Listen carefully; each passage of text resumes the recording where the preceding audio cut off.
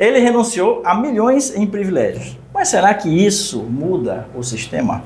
Hoje, no Valor Entrevista, a conversa é direta com o deputado federal Gilson Marques, pré-candidato à reeleição. Deputado, seja bem-vindo ao Valor Entrevista.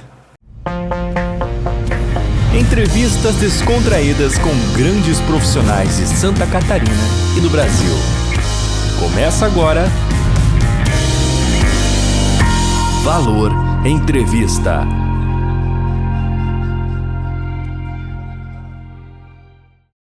Obrigado, feliz demais por estar aqui contigo, Alan, um amigo já de longa data, e sempre é um prazer conversar com vocês, principalmente com a tua audiência muito boa, principalmente aqui da nossa querida Gaspar. Grande Gaspar, Canal Valor Entrevista, 9 anos de trabalho, mais de 1.300 entrevistas realizadas, e hoje eu tenho o prazer e a honra, e é a primeira vez que ele vem no estúdio. A gente já grava desde 2017, no primeiro mandato dele, mas hoje ele me dá esse presente de estar aqui no Valor Entrevista, gravando conosco. A gente vai falar, pessoal, de livre mercado na prática, privilégios, coerência política e liberdade econômica, fora as outras coisas que aconteceram na última semana aí, que a gente também tem novidades para contar.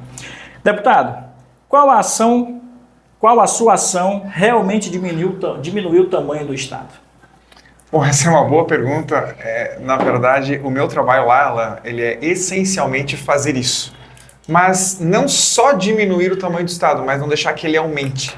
Então, todos os dias na pauta eu faço alguma coisa. Eu poderia dar centenas de exemplos. Por exemplo, a gente conseguiu evitar de que seja obrigatório mangueira transparente nos postos de gasolina, porque o legislador, o político acha que o cliente vendo a cor da mangueira vai ver que é fraudada o combustível, adulterado. É um projeto. Aí, eu tive que explicar de que aquilo lá é um material corrosivo, que custa milhões para substituir, e depois de corroer teria que substituir de novo, e que ninguém conhece se é ou não verdadeiro só olhando. A gente conseguiu evitar a obrigatoriedade do Estatuto do Idoso em todos os comércios do Brasil. Pensa que hoje já é obrigatório o Código de Defesa do Consumidor, aí teria que ter o Estatuto de Idoso. A gente conseguiu evitar que todos os estabelecimentos comerciais tivessem balança, que tenham a balança, tenham que ter duas balanças, uma para conferir a outra, várias proibições de palavras, exigências de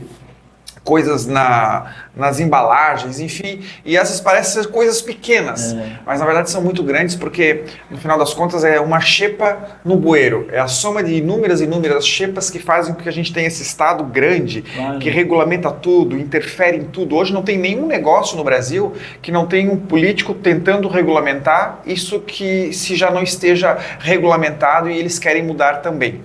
Mas tem grandes coisas assim que eu poderia destacar. Uma delas, para não ficar muito longo, existia um programa de demissão voluntária, que há 10 anos atrás, em torno de 12 mil funcionários, eles aderiram e saíram dos seus empregos.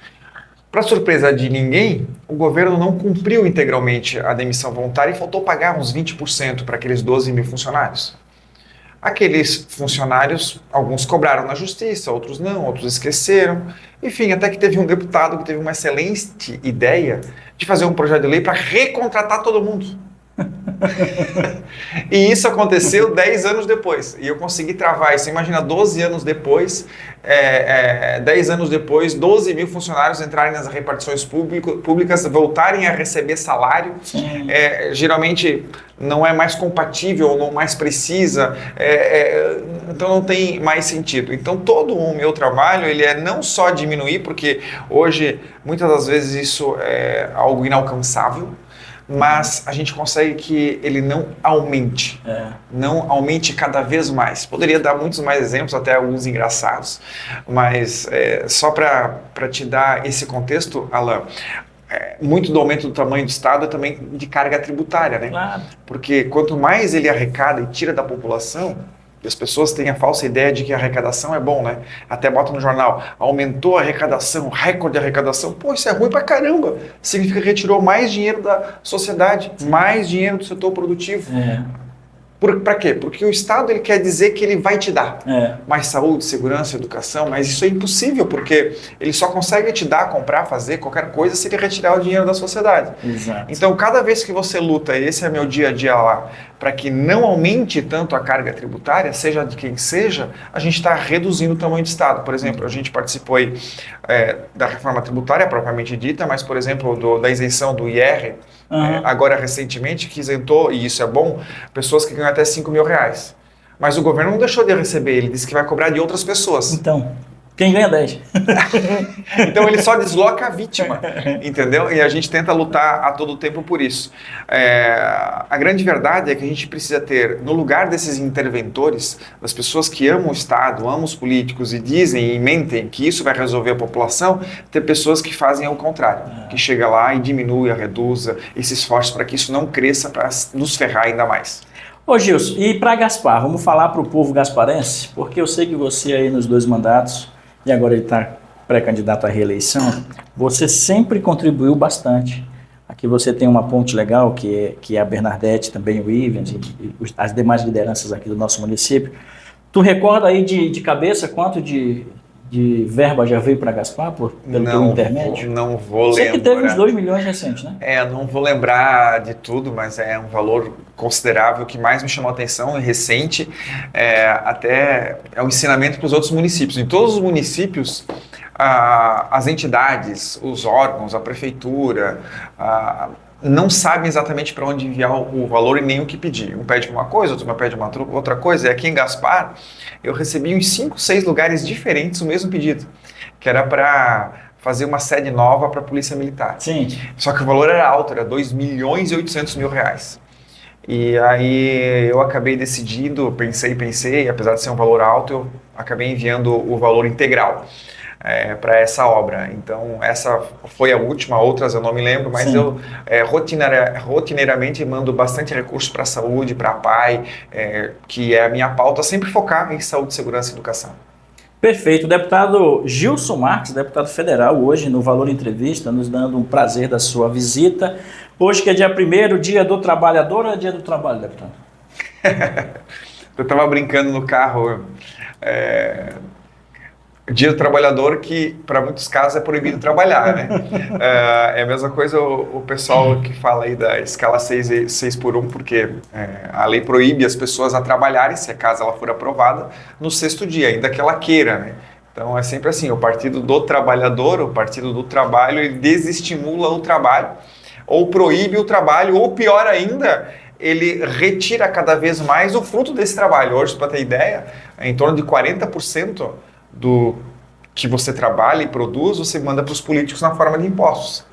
E muitas vezes é muito mais do que isso e mais injusto e escondido. Você vai no mercado ou na farmácia, tem 37% de imposto sobre o remédio. Pois é. Eles cobram imposto sobre prótese de gente amputada. Então, isso não é um Estado, uma organização política que ajuda o trabalhador. Isso escraviza o trabalhador, porque isso sim é forçado, é não concordado e principalmente sem retorno. Ô Gilson, agora falando de privilégios, você abriu mão de milhões. Por que isso ainda não é regra, cara? Pergunta boa, hein, deputado? É porque é o seguinte, a resposta honesta é que as pessoas não dão valor para isso. Por exemplo, eu economizei, a certeza, eu nem sei a conta exata agora, mas mais de 10 milhões de reais esses mandatos. Mas não tem ninguém, é irrisório o número de pessoas que vão votar ou me apoiam por causa disso. Pelo contrário, às vezes as pessoas me chamam de burro, né? Pois é. Pô, mas tu é burro. Devia usar esse dinheiro. Devia usar, entendeu? Fica aí contando clipes. Pô, contando clipes, é 10 milhões de reais, pois entendeu? Mas não é só economizar, entendeu? É porque, na minha consciência, eu sei de que, de uma forma ou de outra, esse recurso sai daquela pessoa que acorda às 5 da manhã, que leva a criança para o colégio, que trabalha e leva a marmita meio-dia, às vezes, para comer debaixo de sol, entendeu? Então, assim, aquele recurso que, na verdade, não é tão desgastante, não é tão... não faz tanta diferença assim para mim, faz tanta diferença para centenas de trabalhadores para pagar esse recurso, sabe? E é uma pena que as pessoas não valorizam isso. Tanto é verdade de que, se valorizassem, as pessoas votariam só em políticos que fazem isso. E a verdade é o contrário, elas continuam votando em políticos que gastam muito, que gastam tudo e prometem dar a vida e dizer que vão corrigir a vida dos outros, infelizmente. Ô Gilson, vamos falar agora dessas duas derrotas do governo federal. Uma com o Bessias, que todo mundo conhece por Bessias, e a outra agora do veto da dosimetria. O que você tem a dizer? Pois então... Veja bem, primeiro que é excelente, né? Já é difícil uma notícia boa numa semana nesse governo, imagina duas. Então, por aí já é tudo certo.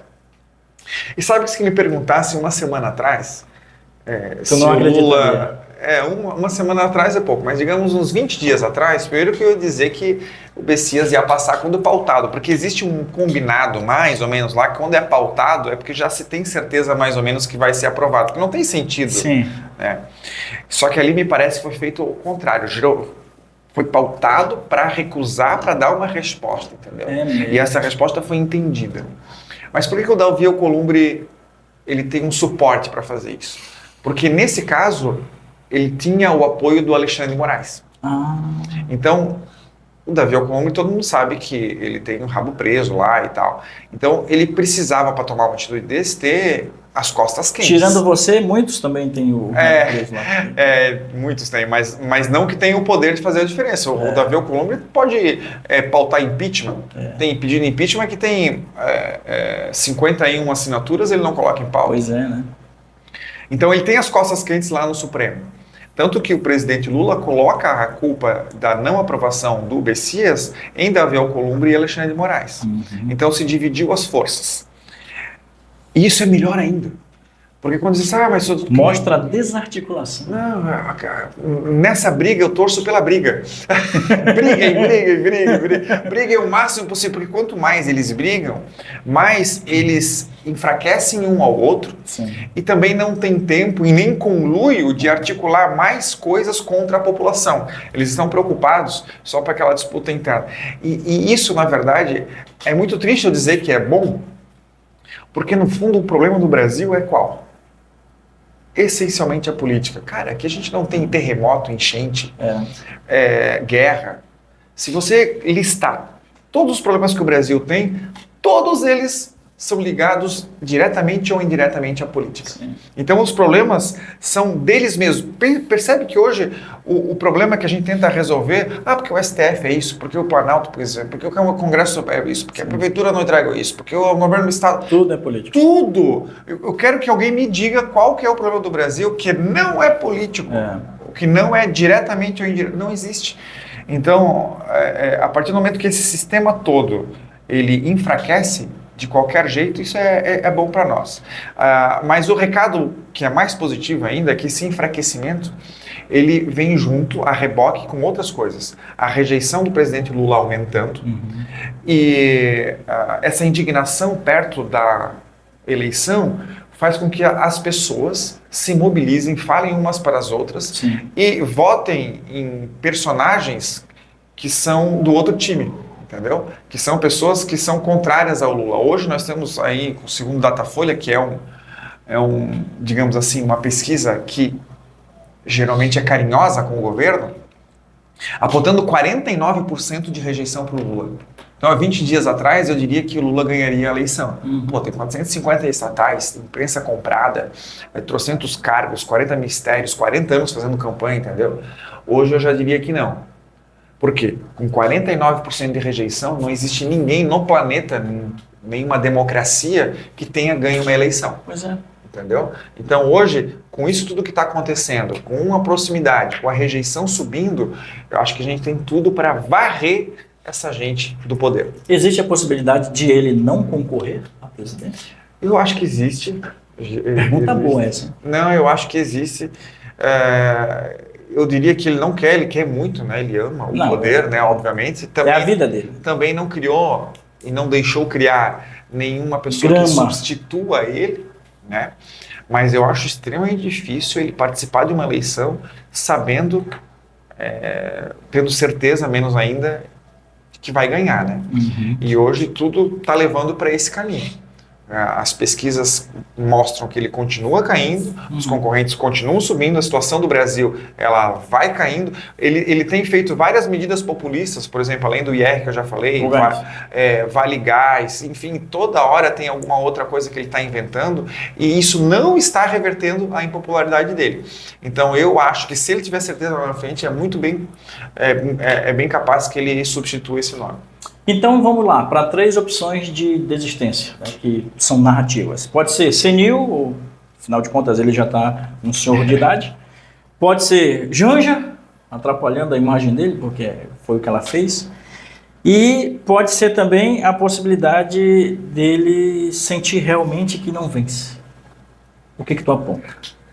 Eu acho que é a última, né? O que mais pega é a sensação de não vencer. Mas tem um ponto interessante aí, que tem uma ala mesmo do PT que não quer que ele concorra. Né? Que realmente acha que para eles, para o PT, para o partido e para toda a base é melhor. Porque se você vê historicamente, o PT, ele cresce na oposição, porque é muito mais fácil bater, dizer que está errado, que não está certo, que faria melhor, que não cuida dos pobres e tal, isso, do que realmente pegar o mandato. E quando eles pegam o mandato, aí todo aquele capital que eles conseguiram acaba caindo, decrescendo e vai se esvaindo. Então pensa comigo, a partir do momento que ele perde uma eleição ou não concorre a uma eleição, vai assumir qualquer outra pessoa. E essa qualquer outra pessoa que vai assumir vai pegar uma bomba relógio. O Brasil está com as contas terríveis. Então ele vai fazer como aconteceu no 3º mês do governo Bolsonaro. As coisas que eram ruins, era tudo culpa do Bolsonaro. É porque o Bolsonaro. E podia ser qualquer um. Aconteceu com o Temer também. O Temer assumiu porque o Temer... o cara estava lá 3, 4 meses. Se pegar 2 mandatos do Lula, 2 mandatos da Dilma, 1,5 na verdade, agora mais um do Lula, esse histórico todo ele se acaba. Por quê? Porque a culpa passa a ser do outro. Então, estrategicamente, tem uma ala do PT que defende que realmente ele não vai, porque para eles e para o próprio partido é melhor para uma sobrevivência um pouco mais longa, que é o que eles fizeram o tempo todo aí. Gilson Marques, deputado federal no estúdio do Valor Entrevista. Eu sempre conto uma história para quem eu estou perto, assim. Eu estive em Brasília e a gente foi almoçar juntos, lembra? E tu comentou, ele pediu um Uber, cara. E por isso que eu falei aqui, ó, ele é o que menos gasta. Eu falei, ele não tem motorista. Eu fiquei em Brasília e tive o apoio de um deputado. O motorista dele me levava para onde eu queria, saca? E aí com o Gilson não, ele pediu um Uber, a gente foi almoçar junto. De onde vem, cara, essa questão da austeridade e tal, de não gastar esse dinheiro todo que tu tem na mão? Cara, é um pouco de você... olhar para o povo mesmo? Isso também, eu já falei, mas é um pouco você respeitar a tua origem, de onde você vem e por que você faz as coisas, né? Sabe que eu moro numa cidade pequena, aqui do lado, em Pomerode, e eu ando de bicicleta. Eu ando de bicicleta. Minha forma de locomover é de bicicleta. Daí esses dias eu até estava andando de bicicleta, um cara parou o carro do lado e falou assim, é o deputado? Deputado? Eu disse, tu não acredito que tu tá de bicicleta e a segurança e não sei o quê. Cara, que isso aqui é vida maravilhosa, entendeu? Então é um pouco de não perder as raízes, porque é o seguinte, o maior problema da política é quando o cara assume um cargo e ele quer se transformar no cargo. Ele acha que as pessoas tratam ele bem porque é ele. Mas na verdade as pessoas tratam ele bem com xícara e com tapete vermelho e convida para os eventos, ligam e são puxa-saco porque ele está num cargo provisório, entendeu? Exatamente. Mas ele não quer largar nunca e ele acha que ele é aquela pessoa. Então, cara, eu não quero isso. Meus assessores brigam comigo, Jesus, vai lá, faz isso. Cara, eu quero andar de camiseta, cara. Sim. Eu não quero ir lá, eu sei que aquele cara é um baba-ovo, eu não vou lá, entendeu? Então, tem um pouco de personalidade. Sim. Eu não gosto desse tipo de... Eu não gosto desse engravatamento. Eu prefiro viver a minha vidinha como sempre. Como é o nome daquele pastor que é teu colega lá no Congresso? Tem um pastor lá, bem famoso. Tem um pastor bem famoso. Tem vários lá. Não, mas tem um bem mais famoso. Marcos Feliciano. Marcos Feliciano. Cara, quando ele assumiu lá, sabe Deus quando? Tempo atrás. Ele fez uma cirurgia do... o que eu tive lá em 23 e eu fiquei olhando o sorriso, a boca, né? O formato do rosto. Ele mudou completamente. Se pegar uma foto dele de 20 anos, uma foto de agora, ele tá mais jovem agora, só que todo, né, teoricamente deformado, tanta cirurgia que ele fez, ele mudou tudo, cara. E aí você fica olhando, a própria Erika Hilton também, né? Quando vence, muda tudo, parece que vira uma estrela popstar, enfim. E tudo talvez com dinheiro, talvez não, com dinheiro que é do povo, né, cara? Que é a gente que paga. Não precisa ser muito longe. Aqui em Santa Catarina, o Chiodini fez uma cirurgia bariátrica. Pois é, lembra pois disso? Pois é. Mas esse ponto é interessante porque é o seguinte, existem deputados que têm 3, 4, 5, 6, 7, 8 mandatos. E esse cara, quando não é reeleito por algum motivo, porque ele só larga o osso quando é para morrer mesmo, né? Ou se perdeu. Mas esse cara que nunca fez nada na vida, fora a política, ele está tão apaixonado, enraizado lá, que tem algumas almas vivas lá dentro.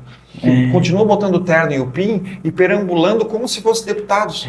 Porque ele está preso lá, ele não consegue sair. Tem isso? Tem. Cara, eu vi, cara. Então A cabeça dele é de deputado, mas ele já não tem um mandato há tempo. Há tempo, mas ele fica continuando Que loucura, perambulando, cara. falando com as pessoas, se comporta como se fosse, se identifica como fantasma, cara. E é como fantasma. E na verdade, depois que você é deputado, ganha o PIN, não tem ex-deputado, continua sendo deputado, continua com os privilégios de entrar em qualquer serviço público, entrar em plenário, entendeu? Então ele se identifica como, mas o fato é que ele está preso, é tão viciante aquilo lá para ele que ele não consegue se desconectar. Cara, que loucura. Pessoal, a gente vai para o nosso segundo bloco, a gente já volta, não sai daí, tem coerência política e liberdade econômica, Gilson Marques no estúdio do Valor Entrevista.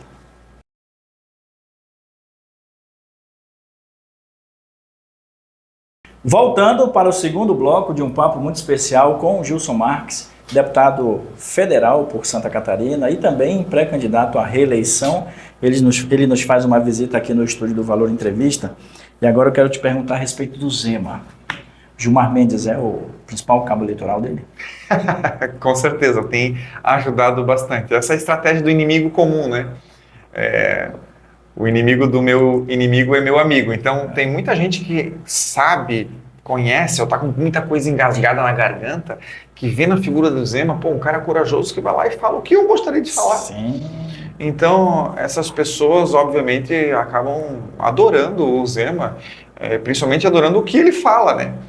Mas tem uma outra característica, o Zema, ele sempre foi bem e tem um ótimo número de seguidores, não só de Instagram, mas seguidores mesmo, de pessoas que gostam do trabalho dele, mas ele não é muito conhecido. Sim. Então, o que isso acabou demonstrando mais ainda é de que, após ele ser conhecido, o grau de conversão de pessoas que passam a gostar e admirar dele é muito grande. Exato. Então, não é que as pessoas passaram a gostar dele, é que passaram a conhecer ele e, por isso, começaram a admirar mais ele. Então, a nossa estratégia e meta é que ele seja conhecido no Brasil inteiro, entendeu? Lá dos confins do Acre, Nordeste, aqui no Sul, porque ele era governador de Minas Gerais, entendeu?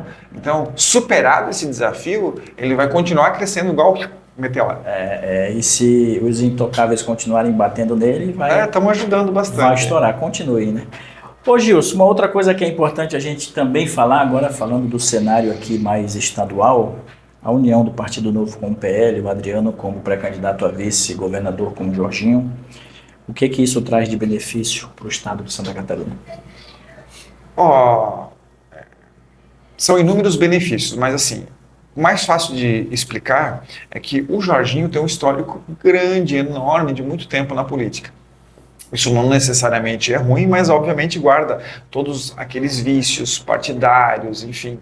Então, a partir do momento que você traz um Adriano, que nunca tinha sido político antes de ser prefeito, tem um histórico de sucesso na iniciativa privada, conseguiu colocar esse modelo novo de gestão dentro do serviço público, colocando Joinville no mapa dos melhores municípios, tanto de educação, de felicidade, trouxe o orgulho do joinvilense de volta, foi aprovado com 80%. Agora imagina que vai ter essa experiência, junto com a experiência política do Jorginho, num governo de 4 anos. E não só isso.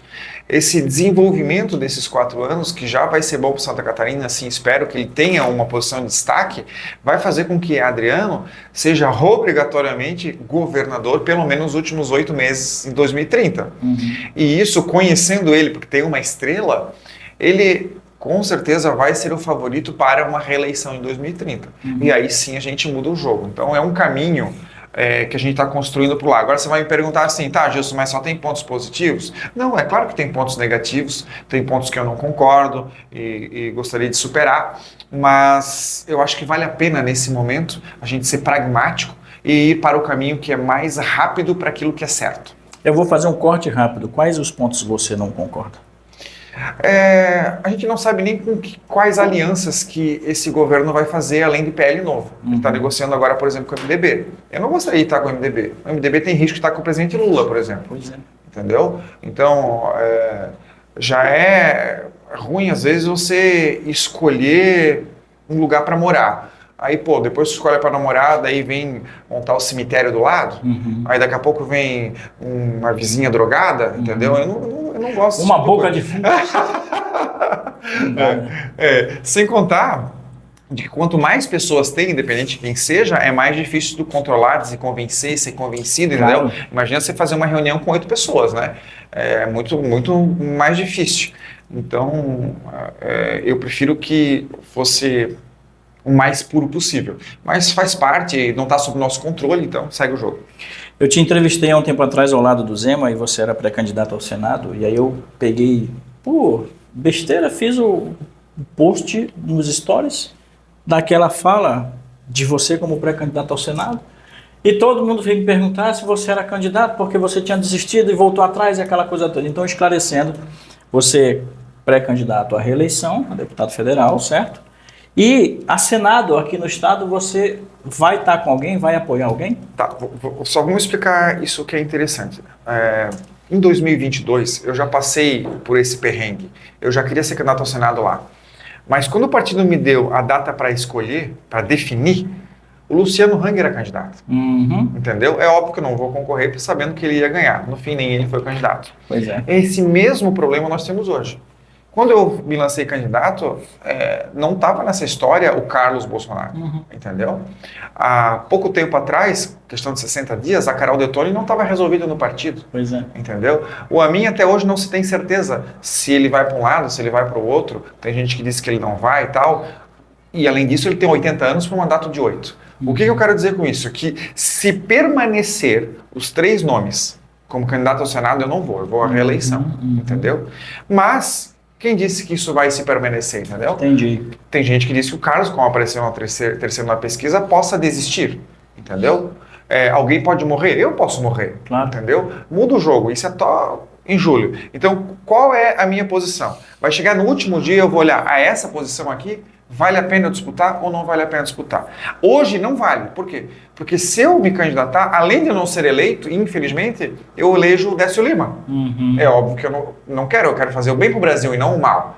Então, eu vou tomar essa decisão em definitivo quando eu ver o cenário todo pronto na minha frente. Hoje, do jeito que está, eu vou à reeleição por esse motivo. Entendi. Então tá certo, tá aí, tá explicado para quem acompanha o Gilson Marques aí nas redes sociais. Ele mantém aí a possibilidade, quem sabe, num cenário futuro, de ir ao Senado. Aconteceu federal. aqui uma semana atrás, o João Rodrigues não era candidato, no outro dia ele passou a ser candidato de novo. Se tem uma coisa previsível na política é que tudo é imprevisível. Como é que hoje eu vou dizer o seguinte, eu não vou ser com certeza? E aí surge a possibilidade. Pois é. Entendeu? Então é esperar para ver. Coerência política agora. Como manter o discurso firme num Congresso que muda tanto? Primeiro que não muda tanto, né? Eu me lembro que em 2022, quando foi eleito, aparecia na televisão, em todos os jornais, eleito Congresso Conservador de Direita, e apareciam os nomes. Eu disse, cara, como assim? Na primeira eleição, no início do mandato, elegeu Hugo Mota e Davi Alcolumbre. Congresso novo, todas as votações, a grande maioria dando vitória para o governo. Para presidente das casas, né? Isso, então, como assim muda tanto? Mudou é nada, entendeu? Mudou é nada. A esperança é que mude. A esperança é que mude. Por exemplo, hoje no Senado, a gente tem uma chance quase que única de mudar 2/3 dele. Depois é só 1/3. Então, espero que mude. Prova que não muda tanto é que, sem considerar que os nomes novos também são velhos, ou são filhos de alguém, Sim. ou já foram, ou foram prefeitos, entendeu? Tem uns 50% que são reeleitos, que tem uma postura mais esquerda, centro-esquerda, que esses até conseguem se reeleger mais. Por exemplo, em Santa Catarina, o Pedro Uxai, que foi o segundo mais votado em 22 do PT, vai para o 4º mandato, cara. 4º mandato, mas que congresso é esse que muda, entendeu? Sim. Então, eu não concordo com isso que muda. Acho que se mudasse, a gente não teria tanto problema como a gente tem hoje. Ô Gilson, eu não sei a posição do Marcel, mas ele um dia pode ser o presidente do Congresso, na tua opinião? Eu acho muito difícil ele ser o presidente do Congresso ou da Câmara. Lá tem 2 tipos de Ibope.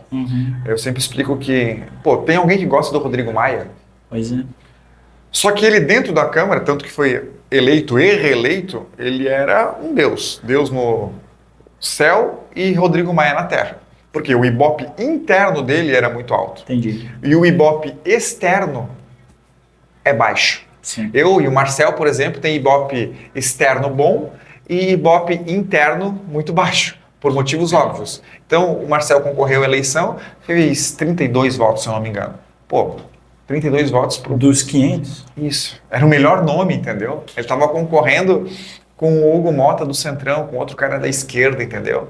Então, por conta desse Ibope interno, de não fazer qualquer tipo de negociata, não ter nada para entregar, os caras negociam cargo, negociam até vaga de estacionamento, entendeu? Então, é muito difícil nessa sistemática interna, sem uma mudança muito profunda, que ele consiga ser presidente da Câmara. Agora, olhando para o eleitor, qual é o papel dele neste ano de 2026? Dele quem? Do eleitor? Do eleitor. Cara, o eleitor, ele é a última esperança, porque esse movimento de indignação que eu expliquei antes, ele tem que vir com um pouquinho de conhecimento e também não se deixar enganar com essa montoeira de discurso que tem aí. A maioria dos políticos que você vai votar, ele tem um histórico. Então, o meu sonho de vida era você pegar os 16 deputados federais, ou pegar os candidatos à presidência, pegar os candidatos a governador, ver o histórico.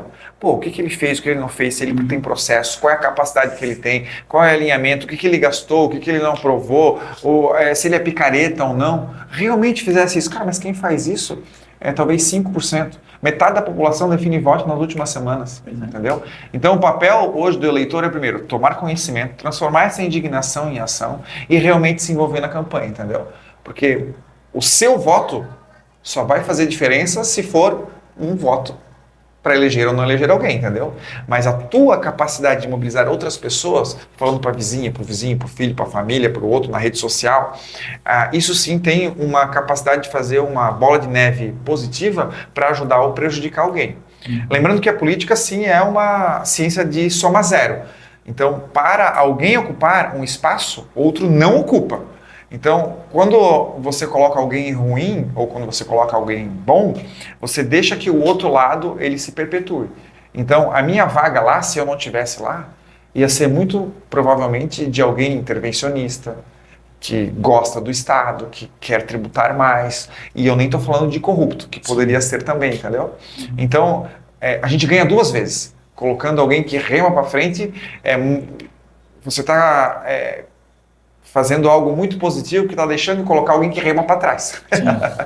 Ô Gilson, quase no final do nosso papo, eu quero te fazer uma pergunta com relação à tua pré-campanha, daqui a pouco a campanha. Está mais leve porque você já elegeu, já reelegeu e você está indo para mais uma reeleição. Como é que está esse sentimento aí? Na verdade, mais leve só por conta da experiência, né? Porque toda campanha é um desafio. Não tá fácil, não. Tem outros problemas. Todo ano, toda vez eu tive um problema. Em 2018, ninguém me conhecia, não sabia fazer nada. Era um completo ignorante na política. Em 2022, eu tinha uma chapa que tinha um concorrente muito forte. Fui eleito por diferença de 1.300 votos. Esse ano, a gente tem uma outra dificuldade. Você pensa aqui comigo que... a nossa chapa, ela precisa fazer 250 mil votos, ou a legenda, o valor que seja, acabou a opção de fazer a primeira cadeira por sobra, e as 2 vezes que eu fui eleito foi por sobra. Sim. A gente tem, na nossa nominata, uma pessoa que vai ser apoiada pelo Nicolas, que pode ter mais votos que eu, e nesse arranjo a gente pode eleger 2 ou só um, entendeu? Além disso, a gente tem uma dificuldade aqui no estado de direita ser confundida com o bolsonarismo e bolsonarismo ser vinculado com o PL. Então veja que aqui em Santa Catarina eu vou concorrer juntamente, por exemplo, com o Jair Renan Bolsonaro, entendeu? Sim. E ninguém sabe se ele vai fazer 30 mil, 100 mil, 300 mil votos. Pois é. E a gente não sabe quantas pessoas que vão entrar nessa barca, entendeu? Então, são dificuldades desse ano que eu vou ter que enfrentar. Eu sou muito convicto, eu trabalho bastante, sou otimista, sou competitivo, mas não tem corrida ganha, não. Não tem. Perfeito. E sobre liberdade econômica, qual é o maior risco para a economia do nosso país hoje? Alan, primeiro que liberdade econômica, as pessoas não saberem o que é, né? Pois é. O Emílio lá no Pânico diz, né, que o brasileiro médio, o Afeganistão, né, a galera não sabe nada. A gente falou um monte de palavra bonita aqui, mas os caras não sabe. Então, liberdade econômica, para falar um português mais direto, é tirar o político e o governo das tuas relações, da tua família. Você tirar o governo. Hoje, tudo o governo quer meter a mão. Hoje você não pode isso, não pode aquilo, não pode falar aquilo, não pode fazer aquilo. Liberdade é quando eu posso vender um pastel para ti e você compra esse pastel porque considera que o pastel vale mais do que o dinheiro que você tem. Sim. O que acontece hoje no Brasil? Essa relação não pode ser feita. Vai vir um regulamento dizendo que o pastel tem que ser assim, assado, que o teu negócio tem que pagar, tem que ter CNPJ, que para contratar tem que ser assim, que o pastel tem que ser, que a carne tem que ser aquele outro, que você paga um imposto. É uma montoeira de coisa que cria 2 problemas. Primeiro, uma regulação que ninguém consegue entender, tributária, de legislação, de norma, de requisito, Anvisa, Inmetro, blá, blá, blá. E outro, um custo que isso leva. Então isso atrapalha que essa relação seja livre, entendeu? Imagina. E isso não é só do pastel, em tudo, é na educação. Hoje nossos filhos, eles são obrigados a aprender exatamente igual em todos os lugares do país, as mesmas disciplinas com o mesmo método. Você não pode fazer diferente. O Sistema Único de Saúde, que eles dizem que é gratuito, mas é o mais caro do mundo, ele tem um péssimo atendimento e muito, mas muito caro, e ainda assim é burocrático.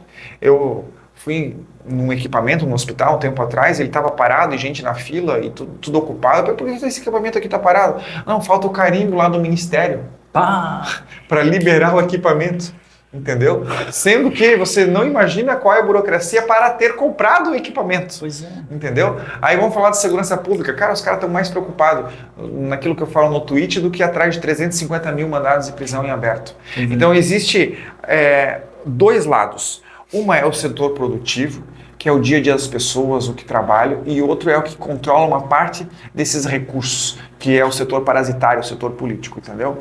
Esse setor, o parasitário e o setor político, ele não produz nem um prego. Ele vive parasitando quem produz. E quem produz, obviamente, não tem o que precisa e não tem os problemas da sociedade resolvidos. E o que eles fazem para que isso seja resolvido? Eles pedem para os políticos. Aí os políticos, ao invés de resolver, eles tiram mais dinheiro daqui. E aí é um ciclo vicioso, sendo que a solução é justamente ao contrário, é dizer para os políticos, cara, não faça, me deixa em paz, não retira mais dinheiro daqui. Cara, Santa Catarina, saiu o índice aqui, esse mês, a gente teve de retorno dos impostos federais que enviou 14%, cara. 14%, diminuiu. 14%. Vê se isso não é um roubo. É um roubo. Pessoal, Gilson Marques no estúdio do Valor Entrevista, uma entrevista histórica. Gostou, cara? Sempre é bom estar aqui. Primeira vez aqui no estúdio. Gostou do estúdio? Não era assim, não. Antes eu não tinha um estúdio, hoje eu tenho. Pois é, eu tô aqui no ar-condicionado, com aguinha. Muito bom lá. Quero voltar mais vezes. Ótimo, muito obrigado. A porta vai estar sempre aberta aí para você. Olhando para a lente do Valor Entrevista, nesta câmera, deixa um recado aí à população catarinense. Pessoal, esse ano é um momento de virada de chave. Só vai acontecer talvez daqui a 4 anos. Se nesses últimos 4 anos o Lula fez o que fez, aumentou por 30 oportunidades impostos ou criou fóruns que ele não conseguiu, isso precisando agradar a população porque ele pretende se reeleger, imagina o que ele pode fazer em mais 4 anos, não precisando agradar porque não tem reeleição. Esse é o momento, porque não se sabe se o Brasil aguenta mais 4 anos. Bora participar mais, porque depende só da gente. Valeu! Agora a pergunta é para você. Que tipo de Brasil você quer sustentar? A escolha é sua e o impacto também. Deputado, muito obrigado pela participação no Valor Entrevista, aqui na cidade de Gaspar, no estúdio, deputado federal Gilson Marques. Sigam lá Gilson Marques em qualquer rede social. Um abraço. Um abraço, pessoal.